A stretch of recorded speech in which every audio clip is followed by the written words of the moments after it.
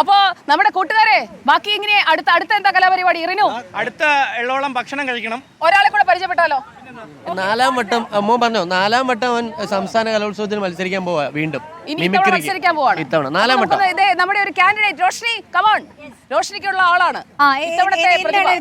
എന്താണ് കലാപ്രകടനം കാഴ്ചവെക്കാൻ പോകുന്നത്? മിമിക്രി മോണക്റ്റ് ആണ് ഇപ്രാവശ്യം മത്സരിക്കുന്നുണ്ട്. 4ാം വട്ടമാണ് സംസ്ഥാന സ്കൂൾ കലോത്സവത്തില് മത്സരിക്കുന്നത്.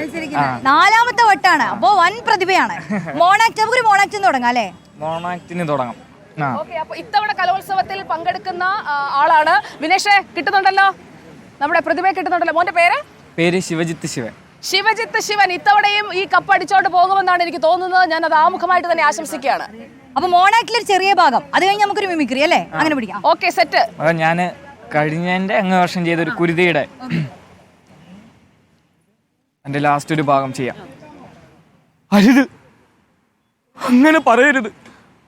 സ്വന്തം കുഞ്ഞിന് വേണ്ടി ഇരു കണ്ണുകളും ചൂടുന്ന് നൽകിയ അമ്മയുടെ നാടാണിത്.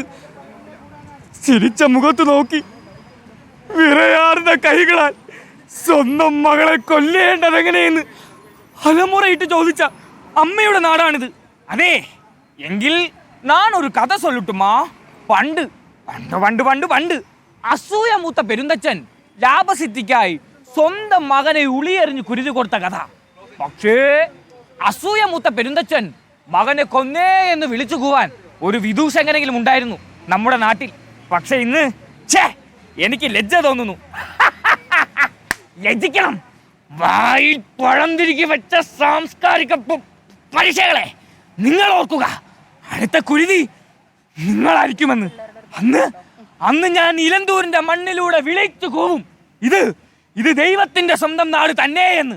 അതുവരെ നിങ്ങളെങ്ങനെ നിങ്ങളായെന്ന്. അടിപൊളി അടിപൊളി.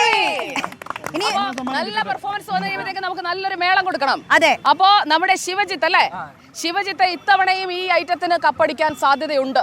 എല്ലാ സാധ്യതയുണ്ട്. അതെ, നമ്മുടെ എല്ലാ ആശംസകളും. നമുക്കപ്പോ ഒരു നല്ല അഭിനന്ദനം കൊടുത്താലോ? റെഡി അല്ലേ?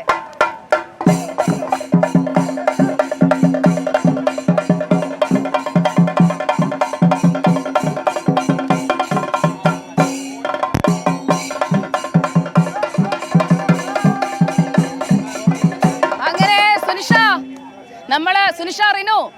അപ്പൊ നമ്മുടെ തിരുവനന്തപുരത്തെ എന്താ പറയാ, ഒരു ലേഡി ഗാഗ എന്നൊക്കെ പറയാവുന്ന ആളാണ് അല്ലെ. ഇവിടുത്തെ ഒരു ഗാങ്സ്റ്റർ ആണ് സുനിഷ. ഇങ്ങനെ ഇരിക്കുന്നു എന്ന് വെച്ചാൽ ആരും തെറ്റിദ്ധരിക്കേണ്ട. ഇവിടുത്തെ ഒരു ഗാങ്സ്റ്റർ ആണ്. ഇവിടുത്തെ അധോലോക ടീമിനൊന്നും ഇറക്കിയില്ല. ഇനി വരാൻ പോകുന്നേ ഉള്ളൂ. നമ്മൾ കരുതിയ പോലെ ഒന്നും അല്ല. സുനിഷ കുറെ കാലമായല്ലോ തിരുവനന്തപുരത്ത്. തിരുവനന്തപുരം ഭാഷ പറയാൻ പറഞ്ഞാൽ അതൊരു ചലഞ്ചായി ഏറ്റെടുക്കുമോ? ാണ് കേട്ടോ എന്നൊക്കെ പറയാൻ പറ്റുമോ? ഈ തിരുവനന്തപുരം ഭാഷ സോറി, നിങ്ങൾ ഈ തള്ളയെ പൊളപ്പെന്ന് പറഞ്ഞാൽ തിരുവനന്തപുരം സ്ലാങ് അല്ലത്. അത് തിരുവനന്തപുരത്തിന്റെ ഒരു ബോർഡറിൽ മാത്രം സംസാരിക്കുന്ന ഒരു ഭാഷയാണ്. അപ്പോൾ ഈ തിരുവനന്തപുരം എന്ന് പറയുമ്പോൾ നമ്മളൊക്കെ സംസാരിച്ചുകൊണ്ടിരിക്കണല്ലേ, ഇത് തിരുവനന്തപുരം സ്ലാങ്ങാ. ഈ തള്ളേ എന്തരപ്പി അത് തിരുവനന്തപുരം അല്ല, അത് കാഞ്ഞിരംകുളം, പൂവാർ, നെയ്യാറ്റിൻകര മേഖലകളിൽ മാത്രം സംസാരിക്കുന്ന. കാഞ്ഞിരംകുളം മലപ്പുറത്ത്, കാഞ്ഞിരംകുളം ഇവിടെ അപ്പുറത്താണ്. അങ്ങനെയല്ല പറയാം. തിരുവനന്തപുരം സ്ലാങ് എന്ന് പറയുമ്പോൾ നോർമലി എല്ലാവരും തള്ളയെ പൊളപ്പനെന്നാണ് പറയണം. അങ്ങനെ അല്ല. അത് കുറേ കാലം കൊണ്ട് ഞാനും പല സ്ഥലത്ത് ചെല്ലുമ്പോൾ തിരുവനന്തപുരത്താരം എന്ന് പറയുമ്പോൾ ഉടനെ പറയും തള്ളേ എന്തൊരു. അങ്ങനെ അല്ല, ഞങ്ങൾക്ക് അതായിട്ട് പറയുന്നതല്ല. യഥാർത്ഥത്തിൽ തിരുവനന്തപുരം സ്ലാങ് നമ്മളിപ്പോൾ സംസാരിച്ചുകൊണ്ടിരിക്കുന്നത്. പക്ഷേ തിരുവനന്തപുരം എന്ന് പറയുമ്പോൾ എല്ലാവർക്കും തള്ളയെ പൊളപ്പം വേണം. അത് സുരാജേട്ടൻ തന്നെ പലപ്പോഴും പറഞ്ഞത് കംപ്ലീറ്റ് ചെയ്തത് ഇത് ഇവിടുത്തെ അല്ല, അതൊരു മേഖലയിൽ മാത്രമുള്ള സ്ലാങ്ങാന്ന്. എന്തിനാ പാവപ്പെട്ടനാണ് വീണ്ടും തള്ളയെ പൊളപ്പം.